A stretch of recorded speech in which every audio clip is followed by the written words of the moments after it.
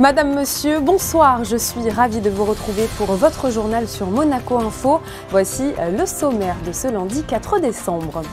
Le Monaco Collectif Humanitaire a fêté ses 15 ans au Sénégal, l'occasion de rappeler la révolution que ce collectif a permis dans la prise en charge des enfants atteints d'une maladie cardiaque. Reportage de notre envoyée spéciale Patricia Navarro à découvrir dans un instant. Le 4 décembre, tous les pompiers célèbrent leur sainte protectrice, la Sainte Barbe. Nous avons profité de cette fête annuelle pour recevoir ce soir Maxime Ivrard, le chef de corps des sapeurs-pompiers de Monaco. Nous aborderons notamment avec lui les temps forts de l'année 2023 pour ses troupes.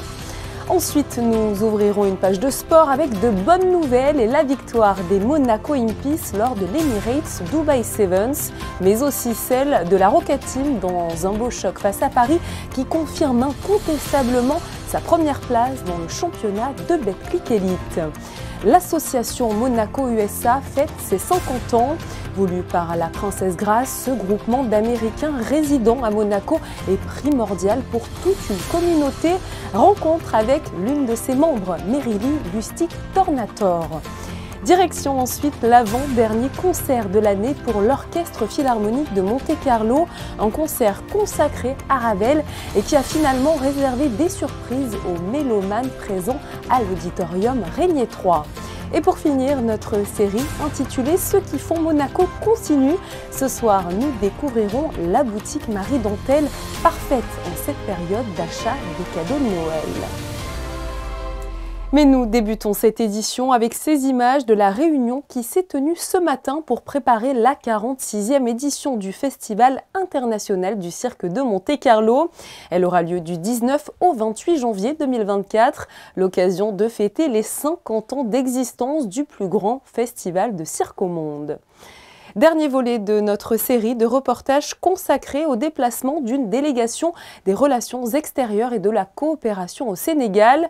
Le Sénégal qui est l'un des principaux pays d'intervention pour Monaco. Le point d'orgue de cette mission aura été la célébration des 15 ans du Monaco Collectif Humanitaire. Et elle fut très symbolique puisqu'elle a eu lieu à Dakar où l'on opère désormais plus fréquemment les enfants souffrant de pathologies cardiaques. Reportage sur place de notre envoyée spéciale Patricia Navarro. C'était en 2008, il y a 15 ans, le prince Albert II fêtait son 50e anniversaire. Et pour seul cadeau, le prince émit le souhait que des fonds soient collectés pour permettre de financer le transfert d'enfants ne pouvant pas être opérés dans leur pays d'origine. Depuis cette date, 515 enfants ont été ainsi pris en charge à Monaco grâce à une grande chaîne de solidarité allant des médecins aux familles d'accueil en passant par les accompagnateurs ou les responsables de la logistique.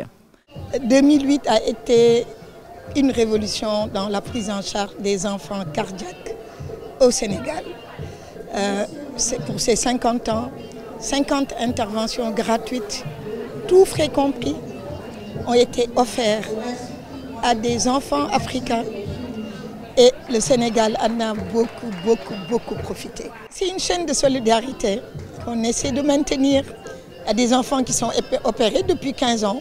Mais avec lesquels on est ensemble. Effectivement, on est en famille, parce que tout est organisé pour que cette solidarité reste.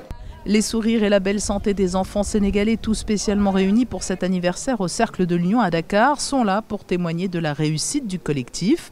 Abibatou a été l'une des premières enfants à avoir été transférée à Monaco en 2010. Elle a aujourd'hui 25 ans et vient de devenir maman. Ça a changé ma vie d'une manière que j'ai eu à poursuivre mes études jusqu'à l'obtention de mon baccalauréat, mais aussi j'ai eu à avoir mon diplôme de délégué médical et vendeur en pharmacie. Maintenant, je suis une mère et je me suis mariée. J'ai une petite princesse, et voilà, c'est ça. Et qu'est-ce que tu dirais aux généreux mécènes qui financent le Monaco Collectif Humanitaire? Je dirais que je les remercie du fond du cœur. Parce que c'est grâce à eux que je mène ma vie. Si ce n'était pas eux, bon, je ne pense pas que je serais là à parler de ce que j'ai vécu. 15 ans plus tard, un nouveau tournant a été pris. Les acteurs de la santé de chacun des pays ont vu leur capacité d'intervention renforcée et les structures de santé ont bénéficié aussi de programmes de financement, si bien qu'aujourd'hui, la plupart des enfants qui ne pouvaient pas être opérés chez eux le sont désormais. C'était un souhait dès les premières années de pouvoir après opérer localement tout en continuant bien sûr les accueils à Monaco pour des pathologies qui ne sont pas opérables dans les pays. Et la crise Covid nous y a beaucoup aidé puisque les accueils se sont stoppés à Monaco et on a dit allez on se lance. Et on a eu la chance d'avoir un beau partenaire, la chaîne de l'Espoir, qui nous a accompagnés, des centres de soins de référence dans les 4 pays, à Madagascar, au Mali, au Burkina Faso et ici au Sénégal, qui le centre Como est un centre de référence. Et on voit clairement que les compétences locales sont très à la hauteur. Et le coût bien moins élevé d'une opération à Dakar laisse entrevoir bien plus d'opérations à l'avenir. C'est super parce que finalement, une opération à Dakar coûte à peu près 5 fois moins cher qu'une opération à Monaco. Donc ça veut dire qu'on peut opérer 5 fois plus d'enfants. Ça, c'est formidable. Avec les acteurs de terrain, 16 associations monégasques se sont mobilisées pour assurer la pérennité et la réussite du projet. Et l'objectif de départ, qui était de financer 50 opérations pour marquer les 50 ans du prince Albert II, a été très largement dépassé. Le 4 décembre, c'est la fête chez les pompiers. La Sainte-Barbe est un véritable temps fort de l'année pour les sapeurs-pompiers de Monaco. Nous avons profité de ce moment où l'on se retrouve pour partager avec Maxime Ivrard tous les événements qui ont marqué 2023. Mais nous allons aussi parler d'avenir avec de beaux projets attendus à moyen terme en principauté. Bonsoir. Bonsoir Julia. Alors quels ont été les temps forts de la matinée de cette journée de la Sainte-Barbe ? Alors les temps forts, comme traditionnellement nous avons la messe de la Sainte-Barbe qui a été officiée cette année par Monseigneur l'archevêque David. Puis après nous avons le discours du chef de corps qui remercie l'ensemble des services partenaires et qui présente un petit peu l'activité de l'année écoulée au niveau opérationnel, mais également au niveau organique. Et puis après, il y a un cocktail pour permettre à toutes les personnes qui sont là de passer un peu de temps avec nous pour échanger. Je profite évidemment de votre présence pour aborder un petit peu plus globalement l'actualité de la compagnie cette année. Alors, quels ont été les grands temps forts pour l'année 2023 ? Alors les grands temps forts, ce qu'on peut noter, c'est effectivement une augmentation encore cette année de l'activité opérationnelle et notamment sur les interventions importantes qui a eu lieu toute cette année.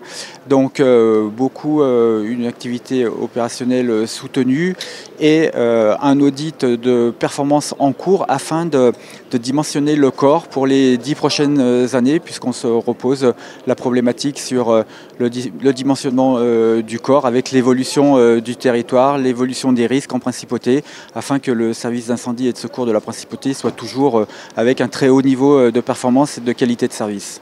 Vous avez aussi, il faut le noter, accueilli dans vos troupes la première femme sapeur-pompier de Monaco. On a pu d'ailleurs la découvrir sur notre antenne. Comment s'est passée son intégration ?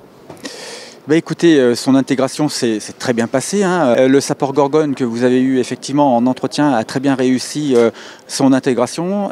Tout au long du cursus de formation, elle a toujours été à la hauteur. Elle mérite d'être sapeur-pompier à Monaco. Donc aujourd'hui, ça se passe bien. Et puis, il n'y a pas de différence ni pour nous, ni pour les requérants qui vont voir arriver sur les lieux d'une intervention une femme sapeur-pompier. Dans la profession, les femmes sont acceptées, je dirais, en France depuis plusieurs dizaines d'années en principauté. Ça vient d'arriver. Je trouve ça très bien. C'est l'avenir. Elles ont toutes leur place. Encore une fois, c'est une question de compétences et les dames peuvent avoir les compétences pour être sapeurs-pompiers aujourd'hui sans aucun souci. Un mot également sur la nouvelle caserne qui devrait ouvrir ses portes. Où en est ce projet justement ? Alors c'est un projet qui est toujours, je dirais, dans les cartons, puisqu'en fait il fait partie d'une opération tiroir au niveau de l'Annonciade. Donc encore une fois, ce n'est pas un projet qui est sur du court terme, on est plutôt sur une échéance à 10 ans. La caserne des sapeurs-pompiers et la caserne des carabiniers est toujours dans les projets. Maintenant, il faut dimensionner correctement ces nouvelles infrastructures, puisqu'en fait, c'est des investissements importants et il ne faut pas se tromper, d'autant plus que c'est un territoire sur le côté est de la principauté qui, pour nous intéresse énormément, puisque c'est l'endroit où on met le plus longtemps pour se rendre en intervention. On a parlé un petit peu des projets, de vos volontés sur le long terme. 2024 arrive à grands pas. Que souhaitez-vous pour la caserne pour cette nouvelle année ? Eh bien, écoutez, déjà, je souhaite de garder l'ambiance qui règne au sein du corps actuellement. J'ai de la chance d'avoir des militaires très motivés, passionnés par leur métier. De toute façon, c'est un métier de passion. Il n'est pas concevable d'imaginer de faire sapeur-pompier au regard des contraintes et des risques si on n'est pas passionné par ce métier. J'espère qu'on va également avancer vers ce gros projet d'avenir qui permette à tout le monde également de voir que le corps va grandir, va continuer à se former. Donc je dirais que c'est une belle année qui se présente. Les monégasques et les résidents et la population monégasque peut compter sur son corps de sapeurs-pompiers pour intervenir à la demande. Merci beaucoup à vous, Maxime Ivrard, d'avoir été présent sur notre antenne. Et encore une fois, bonne Sainte-Barbe à tous les pompiers de Monaco. Merci Julia, bonne soirée. Retour à présent sur la victoire des Monaco Impies à l'Emirates Dubai Sevens. Nous vous en parlions déjà hier sur notre antenne. Les Monégasques ont battu en finale le Nissa Seven 29-12. C'est la première fois que les Monaco Impies remportent ce trophée tant convoité. Un succès en plus obtenu en présence du prince Albert II. Le reportage sur place d'Émilie Rousseau et Hugo Comassa. Un derby azuréen en plein cœur du désert de Dubaï. L'affiche peut surprendre et pourtant c'était bien la finale du tournoi Open International de l'Emirates Dubai Sevens. Non loin du terrain principal où se déroulait la première étape du Seven Series, les Monaco Impies étaient opposés au Nissa Seven dans un duel pour le titre. L'équipe, créée sous l'impulsion de la princesse Charlène avec la Fédération monégasque de rugby, cherche à soulever ce trophée tant convoité depuis plusieurs années déjà. Fort de leur succès en avril dernier au Melrose Sevens, le plus ancien tournoi de rugby à 7 au monde, les Monaco Impies étaient conditionnés pour ramener cette coupe en principauté. Les Monégasques n'ont laissé aucune chance à leur adversaire, des opposants vaillants, une équipe qui participait pour la première fois à l'Emirates Dubai Sevens. Les joueurs de Nicolas Bonnet s'imposent 29-12 et laissent éclater leur joie. Que du bonheur, ça fait 8 mois que je suis avec les Impies.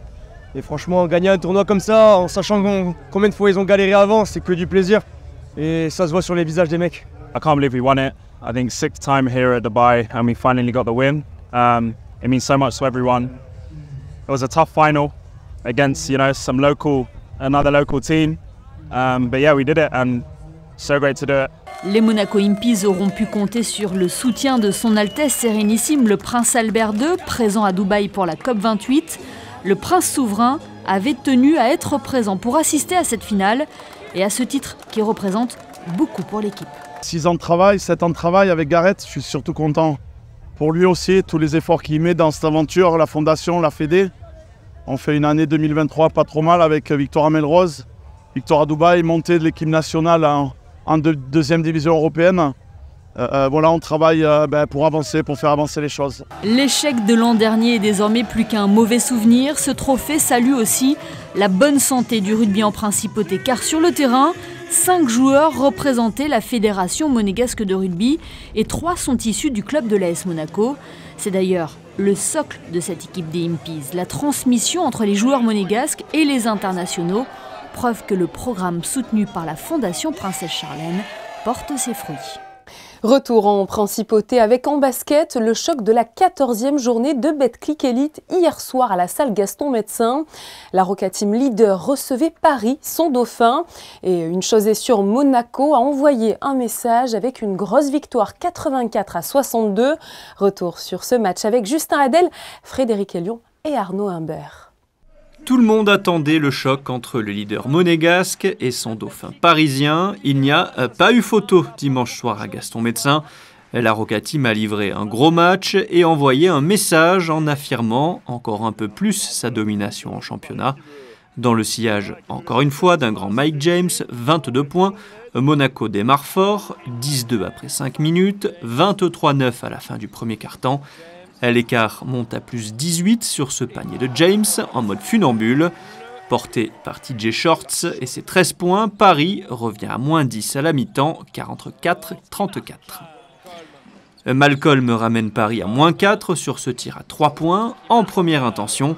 Mais Monaco va augmenter l'intensité, notamment après l'expulsion de Lloyd, et éteindre le retour parisien. Le Paris Basket, deuxième meilleure attaque du championnat, est limité à seulement 62 points. En face, Okobo, 15 points, et Blossom Game, 14, trouvent de l'adresse longue distance. 84 à 62, Monaco est bel et bien le patron en championnat.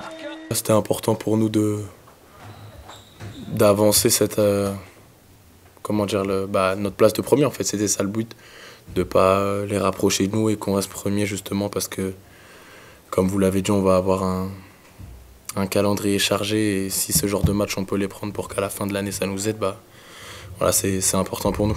Je pense qu'on a surtout pas débuté le match avec le bon esprit. On a beaucoup subi dans le premier quart-temps, on a réagi dans le deuxième.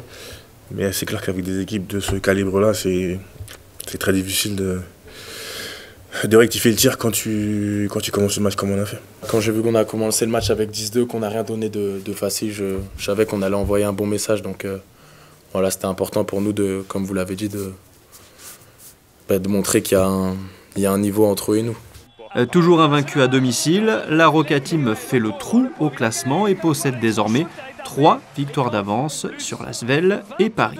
Et après cette belle copie en Betclic Elite, la Roca Team reprend le chemin de l'Euroleague dès demain. Un déplacement et un gros match face aux Partizan Belgrade attendent les Rouges et Blancs. Coup d'envoi prévu à 20h30. On vous en reparlera évidemment sur Monaco Info. Aujourd'hui, nous célébrons l'anniversaire de la création de l'association Monaco-USA. Ce rendez-vous de la principauté pour les résidents d'origine américaine a été voulu par la princesse Grace en 1973. Parmi ses membres, nous recevons ce soir Merily Lustig-Tornator. Bonsoir. Bonsoir. Merci beaucoup d'être avec nous ce soir sur Monaco Info pour nous parler de l'anniversaire de l'association Monaco-USA. Alors pour commencer, quelle est concrètement sa mission ?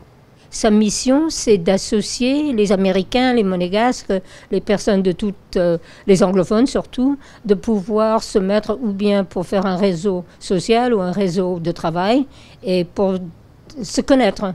Combien y a-t-il justement d'Américains en principauté aujourd'hui ? J'ai regardé, il y a 366. Et quand j'ai regardé il y a quelques années, il n'y avait que 317. Alors ça, je trouvais que c'était intéressant parce qu'on augmente. Quels sont les grands événements organisés tout au long de l'année, justement, qui vous permettent finalement de vous retrouver et d'échanger ? Fight AIDS, on est en train de travailler avec eux, de les aider si possible.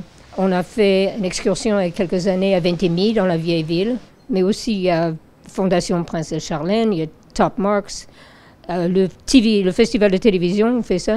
Justement, rappelons-le, cette association Monaco-USA a vu le jour grâce à la princesse Grace qui voulait vraiment qu'il y ait des liens forts entre son pays natal et la principauté.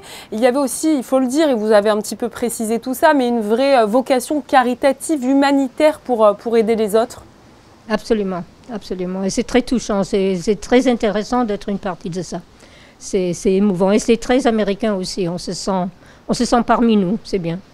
J'avais dit une fois que quand j'entends, moi je suis ici depuis 40 ans, et quand j'entends l'hymne national de Monaco et l'hymne national de Star Spangled Banner, j'ai les mêmes frissons, ça fait la même chose. Et c'est surtout à cause de Monaco USA ça, parce qu'on est ensemble, on sait qu'on est ensemble. Un mot également, parce qu'on le sait, vous êtes une communauté vraiment très soudée. Vos membres ont aussi dû faire face à la disparition d'autres membres qui comptaient beaucoup pour l'association. On a perdu des personnes qui nous ont été tellement chères. C'est des douleurs que, heureusement, on peut les partager ensemble. Alors c'est magnifique ça, c'est très très bien. Oui, on a perdu du monde. Je pense à Kate comme notre meilleure amie. On a perdu notre meilleure amie. C'est important on ne l'oublierait jamais, elle est magnifique. Elle est encore avec nous. Un mot sur ce qui est prévu finalement pour l'année 2024 qui arrive à grands pas. On va faire des fêtes de 4 juillet, bien sûr. Il y a toujours ça. On va être, bien sûr, il y aura le festival de télévision. On va être en train d'encourager ça. Il y a le Streaming Festival, peut-être ils vont refaire ça aussi. Et bon, personnellement, moi, je veux parler de quelque chose que j'ai fait maintenant 3 fois. Et c'est de Tunnel to Towers. C'est une course à New York. Et l'année passée, on avait 3 membres de Monaco USA à New York qui ont fait 5 km. Et l'année prochaine, j'ai déjà 6 personnes qui sont intéressées à le faire. Ça, ce n'est pas Monaco, mais c'est Monaco USA. Et ça compte. Et on le fait avec ce même cœur. Merci beaucoup à vous, Merily Lustig-Tornator, d'avoir été présente sur notre antenne pour nous parler des 50 ans de l'association Monaco USA. C'était un plaisir. C'était un plaisir pour moi. En ce mois de décembre, Mission Enfance organise une grande braderie les 5 et 7 décembre. Elle aura lieu au siège de l'association 19 avenue des Papalins. Mission Enfance vous proposera ainsi une sélection d'articles de seconde main préparés par les bénévoles qui seront peut-être les cadeaux parfaits à offrir à vos proches. La somme récoltée lors de ces ventes sera utilisée pour soutenir les programmes humanitaires de la mission au Burkina Faso.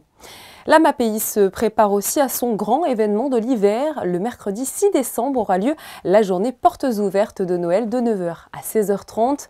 À cette occasion, de nombreux paniers de Noël seront proposés, comme le panier délices, le panier gourmet ou encore le panier excellence. L'un d'entre eux ravira forcément vos fêtes de fin d'année, alors profitez-en. Rebondissement hier soir à l'auditorium Régnier 3 à l'occasion d'un programme consacré à Ravel.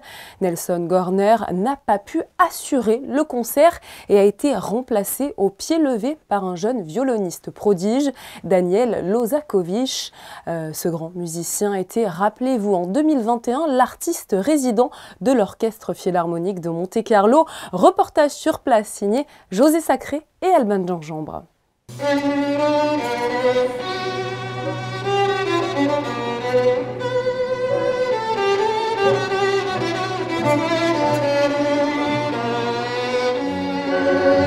Le public n'a pas perdu au change. Dimanche 3 décembre, avec l'Orchestre Philharmonique de Monte-Carlo sous la direction de Kazuki Yamada, le violoniste finlandais Daniel Lozakovich a tout simplement été prodigieux dans le concerto numéro 3 pour violon et orchestre de Saint-Saëns. He had something special as a human being.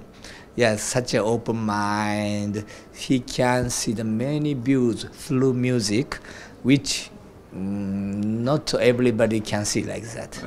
Yeah, so great. It's incredible, the top of the level. Yes, I love him so much.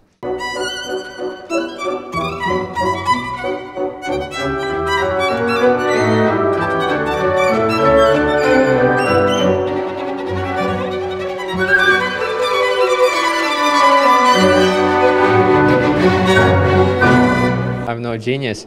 Saint-Saëns is the genius. He is the greatest guide. All the composers are the genius. I am the server. What I really feel good about in Monaco that actually most of the public comes for the first time to classical music, and it changes their perspective of what immortal music is. That is much more above, and they come here to really cleanse their soul, and I feel that there is a specific curiosity when they come and experience this play with silence.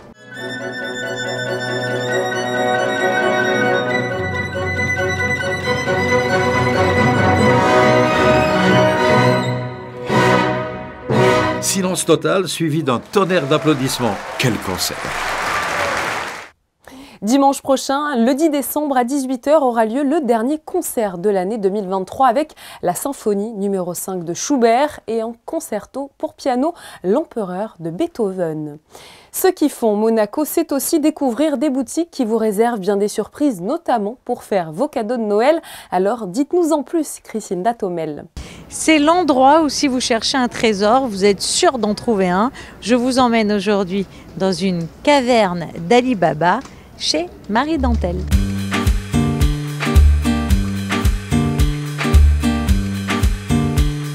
Avant d'être à Monaco, j'étais sur Valence. Et Marie Dentelle, elle est née d'un rêve en fait. D'abord le nom, je l'ai rêvé.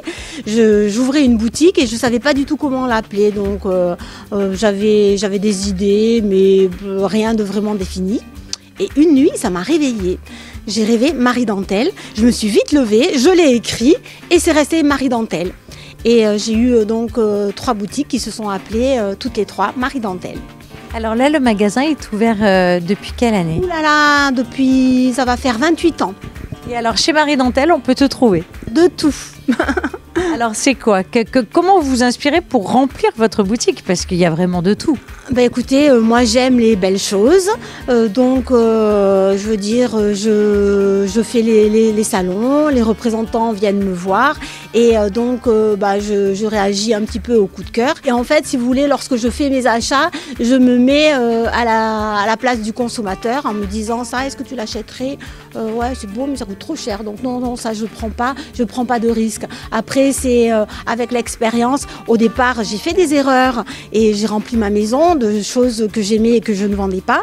Et maintenant, après, avec l'expérience, on fait autrement. On fait aussi du commercial, on sait ce qui plaît. Je connais bien mes clientes, donc quand je commande quelque chose, des fois, je pense à elles. Et alors, l'article phare chez Marie Dentelle?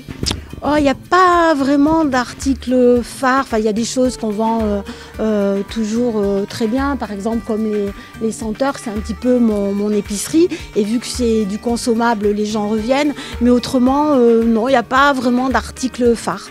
Tablier, tasses, bougies, peluches, tirelire, décoration de Noël. Chez Marie Dentelle, vous pouvez tout trouver et pour toutes les bourses. Le magasin est ouvert du lundi au samedi de 10h à 19h. Et attention, pour vos cadeaux de Noël, Marie Dentelle vous ouvre ses portes tous les jours durant le mois de décembre. Eh bien, c'est noté pour nous, Christinda. Merci en tout cas pour toutes ces idées cadeaux. Avant de refermer ce journal, j'ai le plaisir de vous annoncer que de nouveaux épisodes des podcasts de Monaco Info sont disponibles. Hugo Mikalev, Camille Gottlieb et Jean-Louis Etienne se sont livrés au micro de Geneviève Berthy. Nous retrouvons tout de suite Vanessa Dessy pour découvrir vos prévisions météo pour ce mardi 5 décembre. Bonsoir Vanessa, le temps sera-t-il meilleur qu'aujourd'hui ? Bonsoir Julia, bonsoir à tous. Le soleil sera de retour en principauté, même si quelques nuages pourraient être présents durant la journée. Les températures oscilleront de 7 à 11 degrés. Le soleil se lèvera à 7h46 et se couchera à 16h55 et nous fêterons les Géraldes. Hier, vous avez pu découvrir dans le 18-30 un reportage consacré à la danse inclusive en collaboration avec les ballets de Monte-Carlo et la compagnie 6e Sens. Un stage de danse inclusive a été en effet organisé à l'occasion de la Journée mondiale du handicap. Notre photographe Stéphane Dana a assisté aux répétitions de ce beau projet et les clichés, vous allez le voir, sont très émouvants. C'est la fin de cette édition, merci pour votre fidélité. Je vous donne rendez-vous demain pour de nouvelles actualités en principauté. En attendant, très belle soirée à vous.